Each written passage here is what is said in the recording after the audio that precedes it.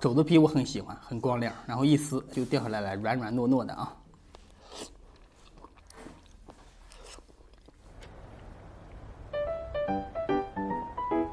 大家好，我是小胖。咱们上个视频发完了之后，有网友就说：“你这嘴是借来的吗？怎么说这么快？”我以后的视频就说慢一点啊。这确实上回嘴是租的啊。对，关为上回是天太冷了，冻得我不说快不行，跟那桥上太冷。刚说完只下雨不下雪啊，第二天就下雪了，下的特别大，下了一天一夜。看这到处都是雪，我们小区里面也在清呢。有网友说：“小胖，你发这么多吃的有啥用啊？我们只能在网上看一看，也不能去哈尔滨。”雪乡60块钱的泡面我们也吃不起，哈尔滨550块钱的出租车我们也坐不起。其实不是这样的啊，这都是过去的事了。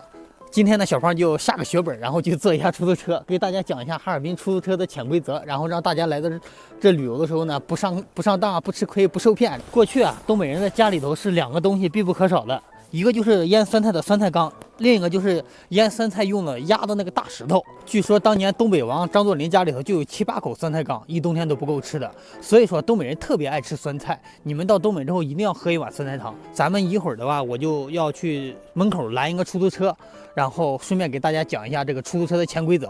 咱们找个司机给咱们讲一下，因为具体的话我也不是太明白，司机讲的比较准一点。咱们一定要找个正规的车，不要找黑车。走，咱们过去看看去。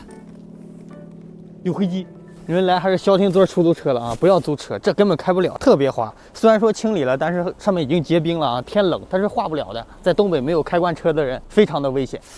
来出租车了啊！咱们坐出租车，这好像刻意安排的一样，说来就来。师傅在录一个旅游的美食节目，能给我们介绍一下哈尔滨的出租车吗？有什么坐车规则？坐车规则啊？那肯定得坐正规车呀。就怎么区分咱这个正规和不正规啊？就是您这带牌的是真的是吧？对，我们这个都有。黑车的上去没有是吧？黑车有的也坐，但是没有前面那营运的小牌嘛。车下车要票子。对，你要给出租车司机要那个票子啊，这是正规的。要发票。他黑车他没有。黑车他没有啊。出租车多少钱1公里？写着是1块9毛8，3公里9块钱。9块钱是咱们正常说的8块钱加1块钱燃油是不是？对，8块加1块。对我们这边出租车的话，你下车的时候按计价表，然后要多加1块钱，1块钱的燃油费。咱们这冬天有拼车的现象，有好多南方朋友不了解，是这个，您给解释一下呗。拼车就是需求量太大呗，打不着车都着急，冷没办法呀，只能拼车。顺道不顺道也不能拉呀，对不对？师傅说的有黑车呀，然后你要下车交1块钱燃油费啊，合乘，这种都是大家没有写在明面上的啊，但是你一定要知道，要不然的话你会闹出很多的不愉快的事情的。有很多矫情的人觉得，哎呦，你多掏1块钱合乘，我要投诉你，不要那么干啊。所以说咱们到哈尔滨旅游的时候，出行第一选择就要选择出租车。你如果说你觉得出租车不好打的话，你可以叫网约车也行，但是网上也有出租车。对，网上有出租车。就是滴滴里边也有出租车，但是叫这软件都是正规出租车。我们下车了，这个是7大支街，再往前走不到500米就是黑龙江第一学府哈工大。这个门洞叫哈特门洞，它是一个哈特购物广场，不知道还开不开，没来过这个地方啊，就知道它。哦，这有2家，这一家，这是真华吗？对。哦，好。有肥肠茄子，有肘块。肥肠茄子吧，2个酸菜汤，要个肘块，红烧狮子头，大锅菜要不要？行。来火锅大锅菜。行。这里有地址、电话、门牌号都有，还有推荐菜，而且一家就一份的。一家就一份。好，谢谢。我家在这开30年了，但是我家以前不叫哈特酸汤，因为叫砂锅肠炖菜馆啊。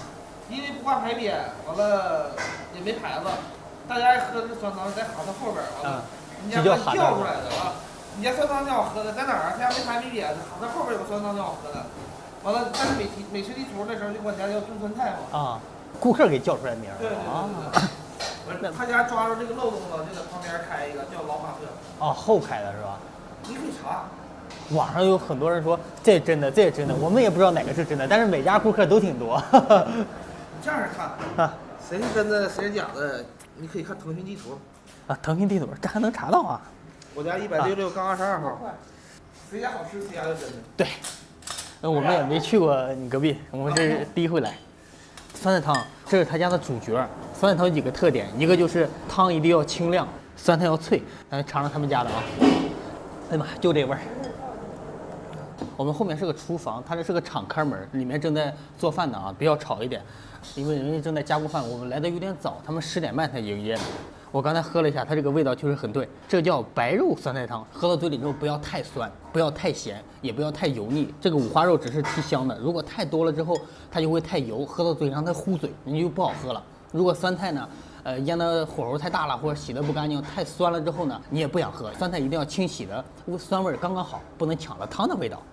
我觉得挺好的，也不能太咸啊，因为这个酸菜汤。喝的是一是清爽，二是解腻嘛。你要太咸了之后变成一个咸汤了，就没啥意思了。家的味道都不一样，但是他家挺适合我的口味。其实酸菜汤的另一个灵魂就是这个烧辣椒壳。这个烧辣椒壳是在我们在重庆吃那个小面的时候，他们也有挤到这个酸菜里，也是这个酸菜汤的灵魂之一。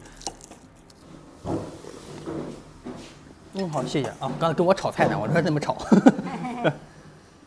我要了他家的这个茄子烧肥肠，有2个原因，一个是在网上看他家这个非常的出名，第2个原因就是我确实没有吃过肥肠和茄子在一起烧发这个啊。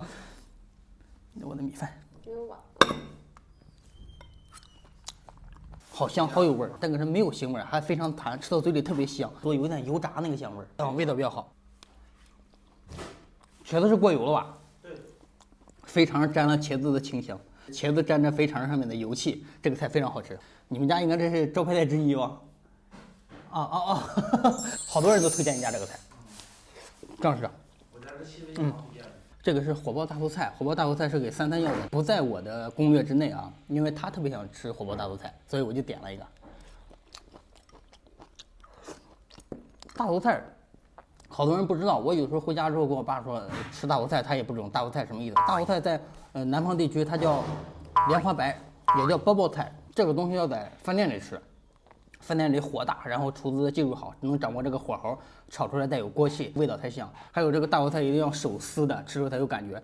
我口味可能轻一点，我吃稍微有一点咸，但是我估计33吃的话应该非常的满意，因为它口重。这个是在我攻略之内的肘子。有很多老粉丝一上来就想啊，小胖你怎么到哪都吃肘子？这个不怪我，人家就有肘子，这肘子先动的手，所以我就点它了啊。他家这个是扣肘，是肘块是不是啊？对吧？扣身肘块。你这个是一整只肘子吗？切了中间一部分。是一个肘子把骨头去掉，大概1/3那么大。啊，一个肘子能做3个。对。啊，你这多少钱一份这个？28。其实跟我们那天吃武钢差不多，武钢一个肘子是我们那天是70多吧，但是它一整只肘子，它这个是1/3 28，你算下来之后价钱差不多。它这个颜色挺好的，油光锃亮的。都知道我愿意吃皮，我先尝尝这皮。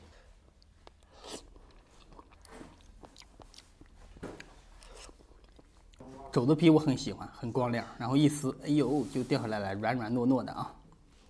颜色好看，就是那大哥刚才说他们用的红糖上的色儿，这个颜色比较漂亮。我吃有一点点甜味儿，还挺好吃的。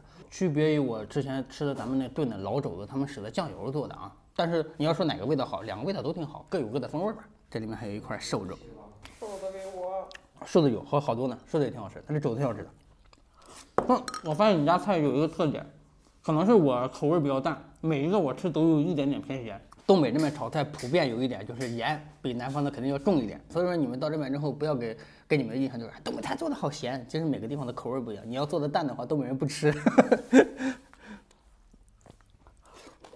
这个是他家的狮子头，也是在我的攻略范围之内，像不像个元宝？大家都知道狮子头是一个淮扬菜，但是能在东北这么受欢迎，是因为美食的迁移，把它迁移到这边之后，然后东北这边又改良了，根据自己的口味。对狮子头我特别有发言权，因为我妈做这个做的特别好，还经常做。您这是提前做什么？有点凉了，都是提前做好的，是不是？是啊，就是早上来做的那嘛，一来就上，是不是？啊，正儿八经的好的狮子头，7分瘦肉，3分肥肉，综合在一起吃到嘴里才香，口感才特别的好。网上有很多人评价啊，说这个狮子头一咬入嘴就化，就化个嘚儿啊。它这瘦肉这么多，入口化不了，因为这个瘦肉比较多一点。你吃到嘴里面之后，先吃到那个瘦肉的香，然后一点点嚼。他们家这个确实挺良心的，我看这个肉比较多。你要说是纯肉的狮子头，那是不可能的，团不成个儿。你要把它团成个儿之后，外面裹一点点淀粉水，然后它才能成个儿，在锅里头炸或者是蒸才能出形，要不然的话它就散了。我们吃完了，一共花了96块钱，其实挺便宜的，肯定是没吃了，我打包了啊。我觉得还挺不错的，酸菜汤啊这几个菜都挺好的，就是有一点点略咸，但是33吃觉得它那个口味正适合它，因为可能是正宗的东北人口味吧。有人肯定会说了，酸菜汤一定要去绥化喝，绥化的酸菜汤肯定是最正宗的、最地道的、最好喝的。我觉得也是，因为三兰家就是绥化那边的，我觉得绥化酸菜汤也挺好喝的。但是你在哈尔滨市里生活的话，你平时想喝一碗酸菜汤，你会跑到绥化去吗？我觉得他家的挺正宗的。你在这个周边的话，在市里的话，想喝一口，正宗地道的好喝的酸菜汤，可以到他家来尝一尝。有人说旁边一家是真的，有人说他家是真的，也从老板的言语中我们大概了解了一下，肯定存在着一点点的小恩怨，也挺像的。但是啊，无论是谁家真谁家假，吃美食这个东西吧，就在你的心情和口味。你觉得谁家的好吃，你就去谁家；谁家的吃的舒服，你就去谁家。以小胖的观点来看的话啊，我希望大家能和气生财，共同把这个东北美食发扬光大，好好做生意，赚钱才第一嘛。好了，咱们今天就到此结束了，咱们下期再见。